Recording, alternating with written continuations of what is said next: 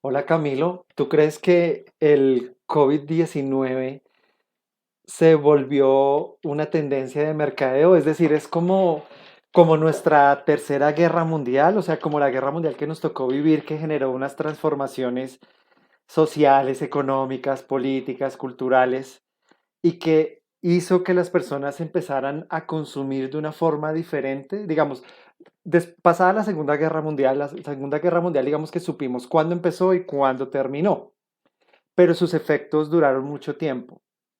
Pero aún así, eso transformó la psiquis de los consumidores y generó unos cambios de comportamiento. Entonces, te pregunto si crees que el COVID se volvió una tendencia de mercadeo y también deberíamos entenderla como tal.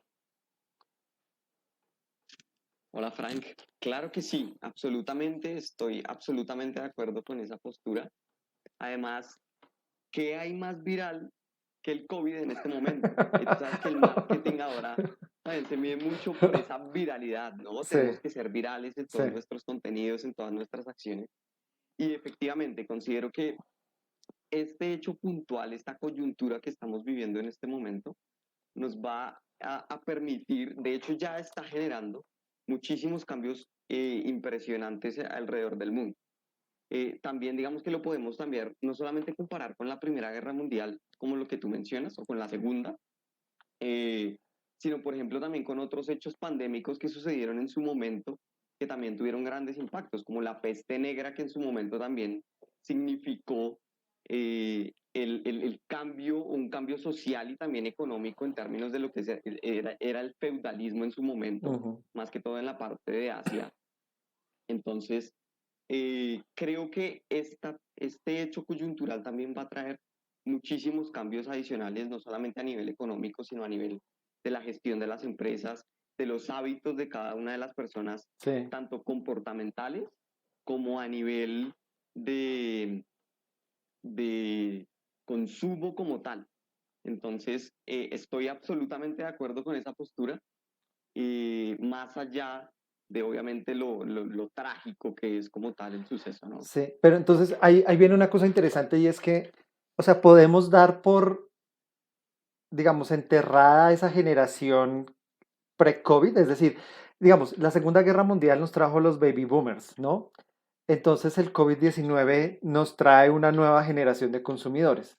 Es decir, que podríamos oficialmente decir que en 2020 nació una nueva generación de consumidores que van a estar condicionados por todos estos cambios que trajo el COVID. Yo pensaría que sí, va a haber una nueva generación y va a ser una nueva generación que va a estar enfocada de pronto más en esta tendencia del you only live once, ¿no? De tú solamente vives una vez. Entonces quizás va a ser una generación que va a estar enfocada mucho más en vivir experiencias, en estar viviendo cada una de las oportunidades que se presenten y teniendo como el consumo de una manera muy fuerte presente en su vida. ¿Sí? Entonces Pero, creo que pero, perdón, te interrumpo. ¿Eso no sería más bien lo que los que ya están nacidos, digamos, los que ya tienen cierta edad, quisieran? Porque, digamos, finalmente los que nacen en esta generación post-COVID, pues no sufrieron el COVID, ¿entiendes? Es como los baby boomers. Los baby boomers no sufrieron la guerra, pero son consecuencia de la guerra, ¿no? Entonces, digamos, los que vienen ahora, los que empiezan a nacer en el 2000, empezaron a nacer en el 2020, no sufrieron el COVID, pero van a ser consecuencia de las frustraciones de sus padres. O sea que sus padres los van a empujar a vive, sé feliz, disfruta la vida, porque a mí me tocó encerrarme año, año y medio y ver gente morir, algo así. sí, exactamente. Siento que, digamos, hacia eso iba también y es, siento que justamente eso es lo que va a pasar. Siento que muchas cosas a nivel de lo que es el consumo van quizás a dejar de importar tanto y quizás aquellas experiencias que dejen justamente ese recuerdo o que permitan tener momentos inolvidables, quizás eso es lo que pueda empezar a marcarse y de ahí en adelante las generaciones que vienen creciendo en adelante son las que van también a empezar a tomar hábitos de ese estilo. Ujú. Em, ¿Tú crees que este es el inicio del fin del capitalismo? Es decir, tú hablabas de la peste negra y cómo la peste negra fue un factor que influyó para que el feudalismo empezara, digamos, como ese proceso de extinción. Y estamos viendo que el COVID empezó a mostrar todas las desigualdades, toda, digamos, la ineficiencia, ¿sí? La falta de liderazgo. Porque estoy de acuerdo, esto no fue una crisis solamente sanitaria, sino que es una crisis a todo nivel. Es decir, la economía no estaba preparada, los políticos no estaban preparados, a nivel social tampoco estábamos preparados, y ni hablar de nuestros comportamientos como ciudadanos que son absolutamente vergonzosos, y no solamente en naciones, digamos, con bajos niveles de educación formal, sino que podemos ver que la rebeldía también llegó a países supuestamente del primer mundo como en Europa y Estados Unidos.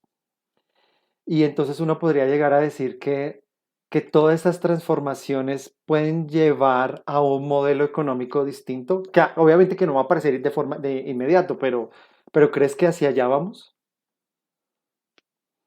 Sí, Frank, este es un tema absolutamente apasionante. Es más, creo que deberíamos hacer un video por aparte Ujú. donde toquemos este tema. Es más, Sí, deberían las personas que vean este video dejarnos en los comentarios si quieren que hablemos en particular de este tema porque me sí, parece súper apasionante. Si les gusta, por favor, sí. escríbanos. Sería súper interesante también conocer sus perspectivas. Pero yo creo que sí.